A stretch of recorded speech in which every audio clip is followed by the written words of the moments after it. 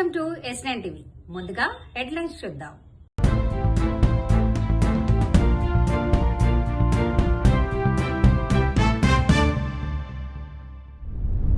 Telangana assembly speaker న్యాయబద్ధంగా ప్రవర్తించడం లేదు. అసలు ఈ వ్యవహారం తన జనసేన పార్టీకి సంబంధం లేదు. తెలంగాణ ప్రజలు మళ్లీ కేసీఆర్ రావాలని కోరుకుంటున్నారు. నేను బీఆర్ఎస్ ఎమ్మెల్యేనే. నేను బీఆర్ఎస్ పార్టీ నుంచి గెలిచిన.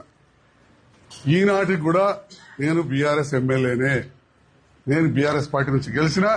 ఈనాటికి కూడా బీఆర్ఎస్ ఎమ్మెల్యేనే. జగిత్యాల అభివృద్ధి కోసం ప్రభుత్వంతో కలిసి పనిచేస్తున్నా. జగిత్యాల అభివృద్ధి కోసం కలిసి పనిచేస్తున్నా. అటు ఇటు రాయట్లేదు, ఎందుకంటే నేను పర్టికులర్ గా జాయిన్ అవుతుంది పోలేదు కాబట్టి.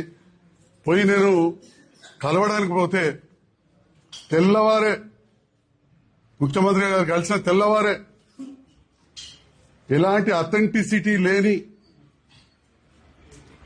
ఆధారాలు లేని మీడియా ప్రచారంతో నేను ఇవ్వలే స్టేట్మెంట్, ముఖ్యమంత్రి గారు ఇవ్వలే, నాతో ఉన్న మంత్రులు ఇవ్వలే. కలిసి పనిచేస్తామని చెప్పి పోయి నేను చాలువ కప్పితే వారు నాకు కండువ కప్పితే నేను కాంగ్రెస్ లో చేరిట్టని చెప్పి బీఆర్ఎస్ నాయకులు వచ్చి నా హాస్పిటల్ మీద రచ్చ చేసి నా దిష్టి బొమ్మ తలబెట్టారు. నాకు ఒక అవకాశం కూడా ఇవ్వలేదు వివరణ ఇవ్వడానికి. నాకు ఒక నోటీస్ ఇవ్వలేదు. మన కవిత మజా అడుగుతుంది కదా, నేను ముఖ్యమంత్రి గారిని కలవగానే వారికి చాలువ కప్పితే నాకు కండువ కప్పగానే తెల్లవారంగానే నా ఇంటి మీద దాడి, తహసీల్ చౌరస్తాల దాడి మీరందరూ కూడా చూసిండ్రు. అదే రోజు నా మీద అఫిడవిట్ వేసి డిస్క్వాలిఫై చేయమని చెప్పి స్పీకర్ దగ్గర పిటిషన్ వేసిండ్రు. అయినా గాని ఆ రోజు నుంచి మార్చి వరకు, అది వాళ్ళిచ్చి వాళ్ళు ఆపేంత వరకు బీఆర్ఎస్ లెజిస్లేటర్ పార్టీకి నెలకు 5,000 రూపాయలు మా జీతం నుంచి కట్ అయితే నేను ఎన్నడూ అబ్జెక్షన్ చేయలే. నేను బీఆర్ఎస్ లెజిస్లేటర్ పార్టీ సభ్యున్నే, నేను అబ్జెక్షన్ చేయలే. నేను అంటున్నారు అఫిడవిట్ ఇచ్చిండు, అఫిడవిట్ వాస్తవమే, అఫిడవిటే కాదు నెలకు 5,000 గివి తప్ప ఇంకేమన్నా చేస్తుండా? నోరిప్పితే తిట్టుడే తిట్టుడు. మీరు టీవీ చూడబుద్ధి అవుతుందా? తిట్లు కావాలన్నా పెట్టుడు కావాలన్నా? నువ్వు కేసీఆర్ 2 సీరియల్ ఇచ్చిండు, 4 ఇనుంటివి. నువ్వు కేసీఆర్ 1 ఇస్తే నువ్వు 2 ఇనుంటివి. అంతకంటే మంచిగా చెయ్యి. కేసీఆర్ 2,000 ఇస్తే 4,000 ఇస్తాను, 4,000 ఇచ్చి శభాష్ అనిపించుకో. ఆ ఇచ్చే 2,000 కూడా 2 నెలలే కొట్టిండే మధ్యలో. చూసిరా లేదా? 1 నెల పోయింది మధ్యలో. పోయిన ఏడాది 1 నెల పోయింది, ఈ ఏడాది 1 నెలకి కొట్టింది. అది ఏం చేసింది అవ్వన్నది ఇప్పుడు ఎవరో 30 తారీఖు లాస్ట్ కి తీసుకుపోయి ఆయన 1 నెలకి కొడుతుంది. ఫస్ట్ మొదటి వారంలో వస్తలేదు, లాస్ట్ కి తీసుకుపోయి ఆయన తన నడివికి 1 నెల కొట్టేస్తుండు, 3 నెలల కోటి కొట్టేస్తుండు. 4,000 దేవుడు కానీ ఇచ్చే 2,000 కూడా 1 నెల కొట్టేస్తుండు. నువ్వు ఈ రకమైన మోసం జరుగుతావు. ఇప్పుడు మనుషులకు నువ్వు మంచిగా పనిచేసి శబాష్ అనిపించుకోవాలి కానీ ఈ తిట్లు ఎవరికి కావాలి? తిట్లు కావాలన్నా? తిట్లు తప్ప ఆయన ఏమైనా ఉన్నాయా? తల్లి పని ఉన్నది ఏమన్నా? ఇప్పుడు ఈ 10 ముచ్చేటది ఈ మాదారంలో గిట్లే మాట్లాడుకున్నాం. ఏదన్నా కొత్తగా ఈ 2.5 సంవత్సరాలు అయింది, ఏమన్నా రూపాయి పని అయింది అయితే పూర్ణాలు రూపాయి పని మాదారంలో. దయచేసి అందుకే నేను ఏమంటున్నా అంటే మళ్ళా కేసీఆర్ రావాలి. మళ్ళా కేసీఆర్ వస్తేనే తెలంగాణ ముందుకు పోతుంది, మన పిల్లలు మంచిగా చదువుతారు. సో అందుకే మా అక్క చెల్లెలకు నేను పేరున నమస్కరించి ప్రార్థించేది, దయచేసి ఇప్పుడు 11వ తారీఖు పోలింగ్ ఉన్నది. కారు గుర్తు కోటేసి కేసీఆర్ ను గెలిపింది. మళ్ళా మంచి రోజులు తెచ్చుకుంటాం మనందరం. ఈ ఎరువుల బాధలు పోవాలన్నా వద్దు? ఎరువుల బాధలు, కరెంటు బాధలు పోవాలి, ఎరువుల బాధలు పోవాలి, మన పిల్లలకు చదువులు మంచిగా రావాలి, 4,000 పింఛన్ రావాలి, అక్క చెల్లెళ్ళకి 2,500 రావాలంటే కాంగ్రెస్ వాళ్ళకి సురుకు పెట్టారు. బంగారం ధర తగ్గాలనా? నీకు బిడ్డ ఉన్నది అయింది, నీకు పెళ్లికేసిన బిడ్డనట్టుంది, నీకు రంగు ఎక్కువ కొట్టుంది. బిడ్డలు ఉన్నారు అనుకు, అందుకే అర్థమవుతుంది బంగారం అని గడవరిస్తుంది అప్పటి నుంచి.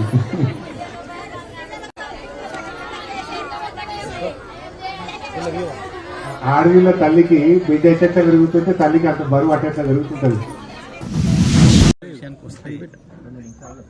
పాపం స్పీకర్ గారు వారి పరిస్థితి చాలా దారుణంగా ఉంది. ఆయన ఆత్మసాక్షిగా పనిచేసే పరిస్థితులు లేడు, చట్ట ప్రకారం కూడా పనిచేసే పరిస్థితులు లేడు.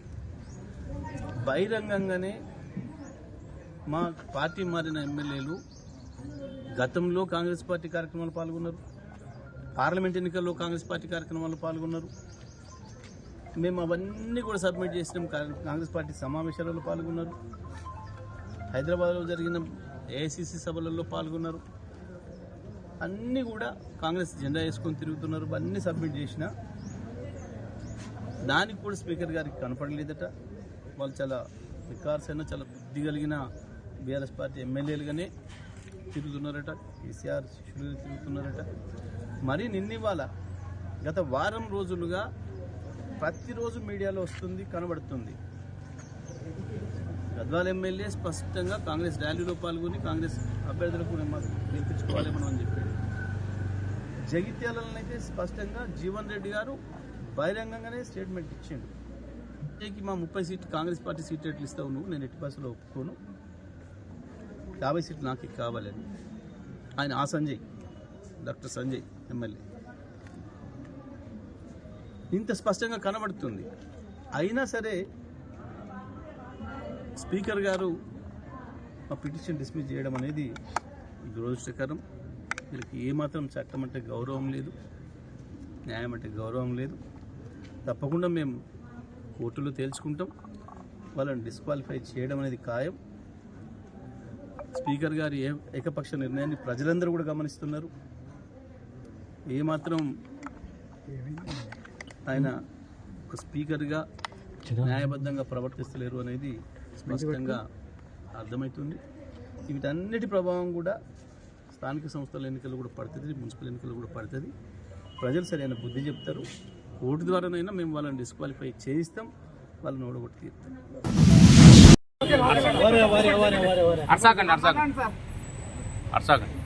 అందరికి నమస్కారం. ఏదైతే ఈరోజు జనసేన పార్టీ అధ్యక్షుల వారు ఆ కమిటీకి నాకేం జరిగిందో పూర్తి వివరణ ఇవ్వడం జరిగింది. అదేవిధంగా పార్టీ అధ్యక్షులు గౌరవ శ్రీ పవన్ కళ్యాణ్ గారు ఏదైతే రాష్ట్ర ఉప ముఖ్యమంత్రిగా ఉన్నారో ఆయన నిర్ణయం తీసుకుంటారు. ఆయన నిర్ణయం తీసుకున్న తర్వాత నేను మళ్ళీ మరొకమారి ఇంకా పూర్తిగా ఇస్తా అని చెప్పి మీడియా మిత్రులందరికీ తెలియజేస్తున్నాను. మరొకసారి ఇప్పుడు కావచ్చు, ముందు కావచ్చు,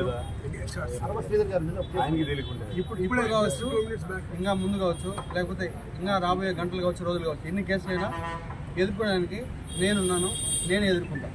వాళ్ళు 100 కేసులు పెట్టినా కూడా నేను వాళ్ళకి క్లారిటీగా విత్ పిన్ టు పిన్ ఇప్పుడు ఏదైతే కమిటీకి ఇచ్చానో అదే విధంగా నేను మళ్ళా కోర్టు కావచ్చు, లేకపోతే ఇంకేదైనా కమిటీ కావచ్చు, చట్టపరంగానే నిర్ణయాలు తీసుకోవాలని చెప్పి నేను ఈరోజు మీ మీడియా మిత్రులందరికీ తెలియజేస్తున్నాను.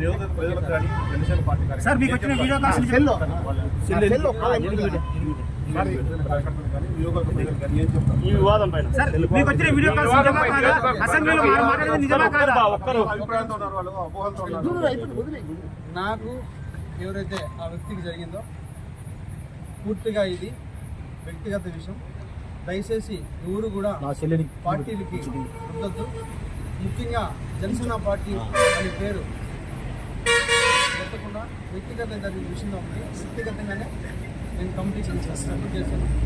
కమిటీ ఏదైతే మన పార్టీ చెప్తారో అదేవిధంగా పార్టీకి కూడా నాకు చెప్తారో ఆ చెప్పిన తర్వాత నేను ముందుకెళ్తాను. సార్ మీరు ఏ వీడియోస్ అన్నారు? సార్ మీరు ఏ వీడియోస్ అంటున్నారు? ఇది ప్రజాబాహుళ్యం కాదా? ఇంత ఓపెన్ ఇంత ట్రాన్స్పరెంట్ బయట ఉంటే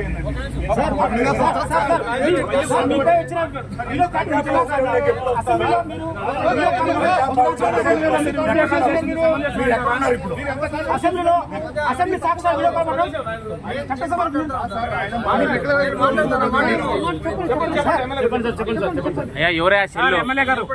కమిటీ నుంచి పార్టీ నుంచి ఆదేశాలు వస్తాయో మరి అప్పుడే నేను ప్రజల్లోకి వస్తాను. సార్ మీ అసెంబ్లీ వీడియో నిజమా కాదా? అసెంబ్లీ నుంచి వీడియో కాల్ చేయడం నిజమా కాదని మీరు చూసారు. దానికి కూడా నేను కమిటీకి ఒక క్లారిటీ ఇచ్చాను, ప్రూఫ్స్ కూడా సబ్మిట్ చేశాను. కమిటీ ఏదైతే డెసిషన్ తీసుకున్న తర్వాత మళ్ళీ నేను ఒకసారి ప్రెస్ మీట్ పెట్టి ప్రతి ఒక్క మీడియా మిత్రులకి నేను విడమర్చి ఇది ప్రూఫ్స్ కూడా మళ్ళీ సబ్మిట్ చేస్తాను. ఇంతటితో వార్తలు సమాప్తం. మరిన్ని అప్డేట్స్ కోసం చూస్తూనే ఉండండి S9 TV న్యూస్.